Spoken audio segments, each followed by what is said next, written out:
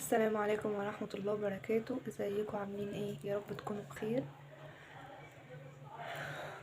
انا بتمنى حاجة واحدة، انا نفسي كل ما اصحى من النوم، يعني اي حاجة غريبة بتحصل لي لما بصحى من النوم، نفسي ان انا ما اجريش في الشقة. انا كل يعني اي حاجة بتحصل لي ده بعد ما بصحى، يعني اكون نايمة كويسة، اصحى الاقي حاجات الحمد لله والله، يعني انا مش معترضة على اي حاجة، بس انا بخاف. يعني مشكلتي ان انا خوافة قوي. اي تغيرات في جسمي، في شكلي، في اي وجع، اي حاجه بحس بيها ان هي مش طبيعيه، انا بخاف. يعني اصحى من النوم الاقي مثلا اي حاجه بتوجعني ووجع مش طبيعي، افضل اجري في الشقه، يعني بجري مش عارفه اعمل ايه، يعني مش عارفه اتصرف ازاي. انا نفسي افضل هاديه واقعد هاديه لحد ما اشوف ايه اللي هيحصل، لا انا من خوفي بفضل اجري. انا مش مره ولا مرتين ولا ثلاثه، انا كل مره على كده. النهارده يعني انا نايمه كويس والله، صحيت من النوم انا مش عارفه بقى ده كان سببه ايه، يعني اكيد له اسباب كتير. انا عامله ليزك من حوالي 6 شهور او اكتر، انا مش فاكره بالظبط. ف حصل لي بقى مضاعفات، جفاف على طول، والقطرات بقى ما كنتش ماشيه بيها، يعني ما شاء الله ما شاء الله. اللي كانوا عاملينها معايا يعني مفيش كام شهر كده وخلاص، منعوا العلاج وخفوا بقوا كويسين. كنت نايمة بقى كويس خالص، مفيش أي حاجة، وبعدين فجأة صحيت من النوم. يعني أنا بنامش نوم متواصل خالص، يعني أنا صحيت من النوم على كذا مرة، كل شوية حد يصحيني، كل شوية حد يصحيني. وبما إن بقى احنا في مدارس وكده، فلازم بقى كل شوية تصحي ابنك عشان يلبس أكل، يعني في لخبطة بقى بصراحة. وسهر، يعني أنا بسهر لحد ما، يعني مثلا بصلي الفجر وأنام. لسه بقالي اسبوع بنام قبل الفجر مثلا بساعتين 3 كده. فلسه بادئه، انا بحاول اقلل في المده لحد ما اعرف انام، يعني مثلا الساعه 1، يعني الساعه 2 كده كويس قوي، يعني لو نمت الساعه 2 يبقى كده كويس قوي.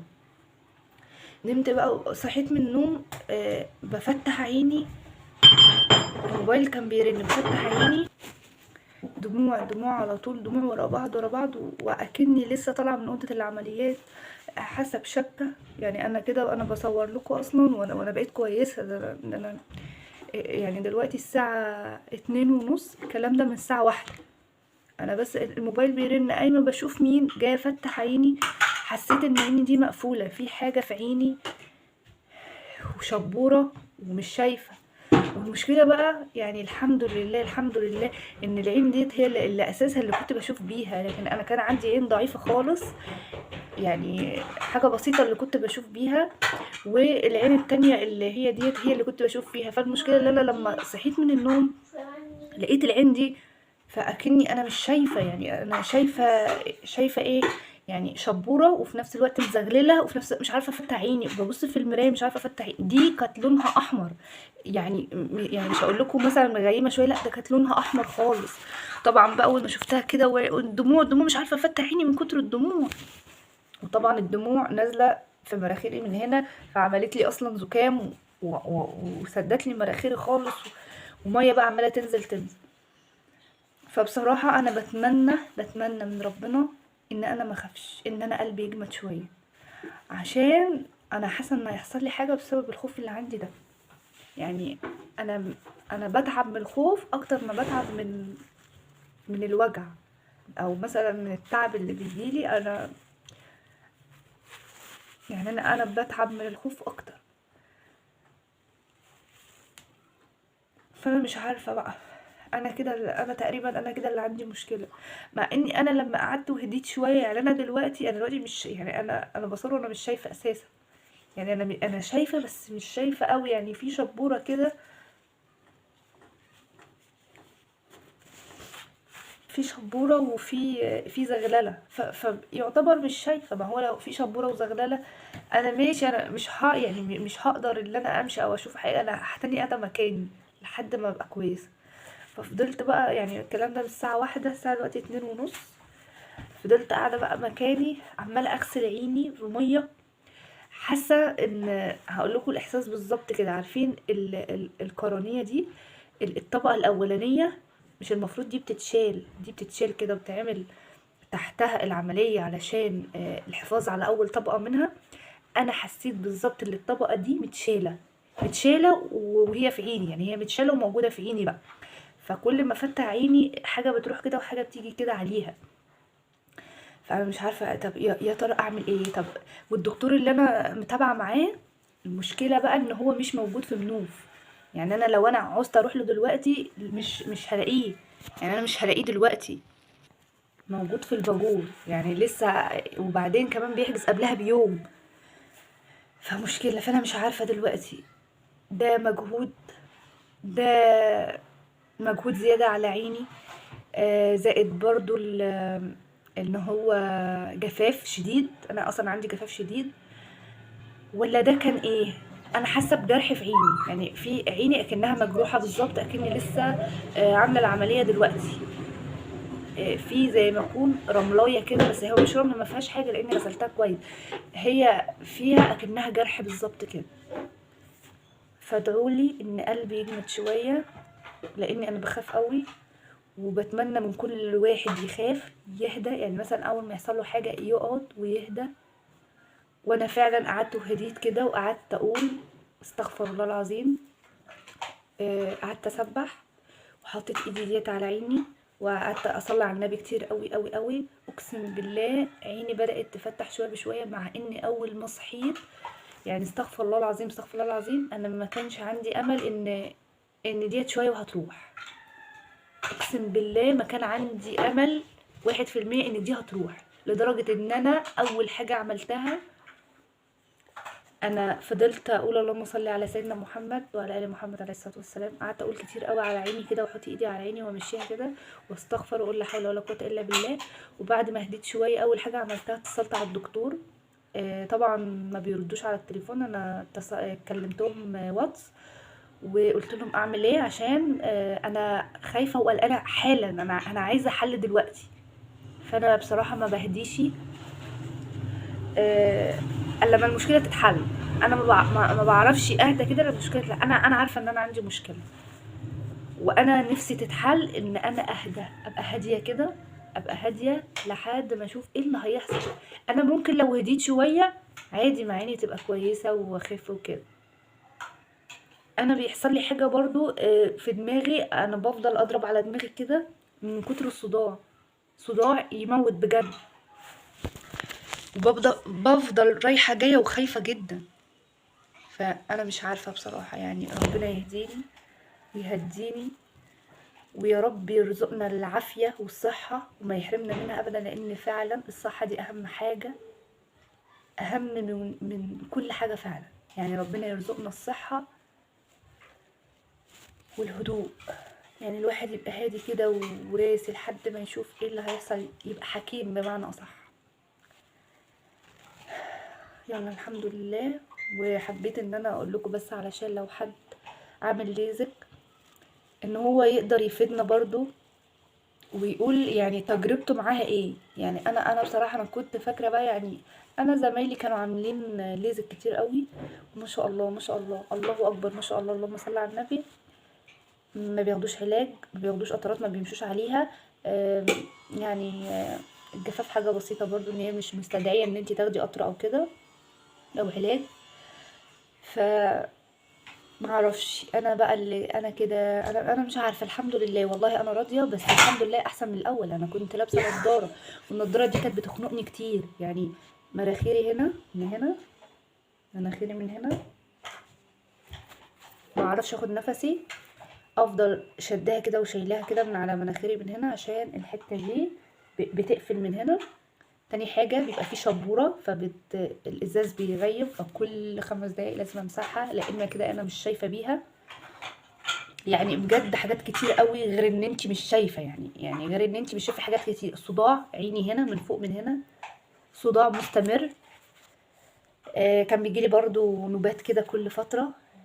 الحل بتاعها انا مش هقول لكم بيحصل ايه، يعني مش هقول لكم كميه الوجع اللي انا كنت بتوجعه. انا هقول لكم ان انا الحل بتاعها اللي انا كنت لازم اربط عيني، يعني كنت اربط عيني بطرحه كلها كده ما اشوفش حاجه، ولازم انام. حتى لو انا مش عايزه انام كنت لازم انام، اربط عيني واقعد في اوضه ضلمه، افضل بقى يعني انا مش هقول لكم بعيط يعني لاني بخاف، كنت بفضل اعيط. وجع فظيع، وجع في دماغي، وجع في عيني، وجع في كل حاجه يعني. الحمد لله كنت لازم انام. كنت بصراحه بصحى بقى كويسه والحمد لله. كل فتره كانت بتجيلي. فيعني انا قلت يعني الدكتور اصلا انا ما كنتش عايزه اعمل العمليه دي خالص. الدكتور قال لي لازم عشان نسبه الاستجماتيزم عالي جدا جدا جدا، فكان لازم ان انا اعملها كده كده، لازم اعملها غير ان انا اشوف. كانت هتعالج حاجات. فانا يعني انا كنت يعني قلت الحمد لله يعني في حل وكده. مع ان انا رحت كشفت، رحت كشفت في مستشفى، المستشفى بتاعتنا، واللي المفروض ان انا كنت اطلع اقرار من المستشفى. عشان كده انا رحت كشفت في المستشفى. التقرير طلع ايه بقى؟ الدكتور طلع ان انا عندي ميه زرقاء، وطلع ان انا عندي تهتك في غشاء القرنية. يعني شوفوا تهتك يعني مش التهاب، لا، ده تقرير موجود معايا لحد دلوقتي. وكان برضو في حاجة في ملتحمة العين، في ملتحمة العين برضو كان. بصوا ان انا بكرة الصبح مش هشوف، انا خلاص. ودمروني اسبوع عياط متواصل. حسيت ان انا هموت. ففجأة ايه ده عيني اللي وجعاني، انا مش هموت. انا بقى فوقت نفسي بس بعد اسبوع عذاب وعياط. انا مش هموت، انا عيني اللي وجعاني، مش ما فيش حاجه يعني الحمد لله. فضلت اقول كده لحد ما اقنعت نفسي، لحد ما رحت بقى ايه اعمل اشعه اللي الدكتور طلبها مني. دكتور محمد سامي في الباجور، عنده فرع في الباجور وعنده فرع في شبين. طلب مني بقى ايه، عملت اشعه، وطلع الاشعه ما شاء الله. هو دكتور محمد سامي اللي عامل لي العمليه، لكن انا كنت كشفت في دكتور هنا اسمه دكتور حاجة وجدي كده، مش متذكرة اوي دلوقتي. المهم يعني طلب مني ان انا اعمل الاشعة ديت عشان خاطر برضو ان انا اعمل العملية. فانا قلت له الدكتور طلع لي تقرير ان انا ما ينفعش اعمل العملية وكده. قال لي مين قال لك كده؟ ضغط العين ما شاء الله كويس، يبقى ديت 99% انت ما عندكيش حاجة اصلا. احنا هنطمن بس على سمك القرنية وان احنا نشوف فيه ايه. انا مش مصدقه، انا طالعه بعيط حرفيا، انا وماما بنعيط بجد. انا ما عنديش ميه زرقاء. ده الميه الزرقاء ديت ابحثت على جوجل وكده، اصعب من الميه البيضاء. يعني دي عمى، يعني مش ميه بيضاء كمان، دي ميه زرقاء، فده عمى. وبعدين رحت جايه بقى ايه، طبعا فرحت قوي بقى وروحت وكده انا وماما، وعملنا الاشعه. رحنا شبين عملناها الاشعه الحمد لله. قالت ان هي تسمح ان انا اعمل عمليه عادي ومفيش اي مشاكل، غير اللي هو الاستجماتيزم عالي جدا جدا. ويعني مفيش اي حاجه خالص، غير بقى ايه ان عيني اليمين النظر ضعيف جدا جدا، هي اللي كنت بشوف بيها. عيني الشمال برضو كان النظر ضعيف بس ما كانش قوي. فالدكتور بقى لما رحت بقى الدكتور محمد سامي اللي هو في الباجور ده، انا رحت له في شبين الاول. ده عملها لي بقى وقال لي مفيش اي حاجه، بس نحافظ على التعليمات ونمشي على القطره بتاعتنا لو احنا حسينا بشك او حسينا بحرقان في العين او كده. والحمد لله يعني الحمد لله احسن من الاول بكتير خالص. بس انا بجد عانيت بعيني ديت. يعني رغم ان في الاول كان نظر بس كان بيحصل لي مضاعفات تانية كتير. فانا بقى ماشيه بالمقويات وماشيه بمقويات كده تقوي عصب العين والقطره. بس انا بقالي فعلا اكتر من شهر ان انا ما خدتش القطره، او شهرين كمان ما خدتش القطره. فانا بقول ممكن اللي حصل لي ده يكون بسبب القطره برضو واجهاد وبرضو بسبب ال اسمه ايه ده، الجفاف بتاع العين، لان الجفاف هو اللي بيعمل كل ده. وبرضه نعرف ان كذا حد برضه نظره رجع تاني بعد ما عمل ليزك علشان بسبب الجفاف، لان الجفاف ده هو اللي بيخلي حدقة القرنية، سمك القرنية المفروض ان هو بيبقى سمكها تخين، فهو ده اللي بيخلينا نظرنا قليل ما بنشوفش. فهما بيعملوا ايه؟ بيشتغلوا على الطبقة ديت ان هما يخلوها سمكها رفيع على قد نظرنا، بحيث ان احنا النظر يرجع تاني ونشوفه كده. مع كتر الجفاف، جفاف كتير قوي، بيعمل ايه بقى؟ القرنية برضو بتتخن، يعني السمك بتاعها بيتخن، فالنظر بيرجع تاني ان احنا ما بنشوفش. فالمفروض ان احنا نحافظ اصلا على عينينا ديت بالقطرة بتاعة الجفاف، ولو في اي حاجة في قطرة الالتهابات، ولو برضو لا قدر الله حصل يعني مثلا انا ساعات ابقى عادي كده وصباعي يدخل في عيني، يعني ساعات وانا نايمة ادعك في عيني كده اقوم الاقي صباعي في عيني. فممكن ان احنا نستخدم قطرة مضاد حيوي، الدكتور كان كاتب لي توبراتكس. فالحمد لله على كل حاجة، ويا ريت لو حد مر بالتجربة ديت يفيدنا برضو. ومعلش طولت عليكم، واشوفكم في فيديو جديد، واشوفكم في الف صحة وعافية، وباي باي.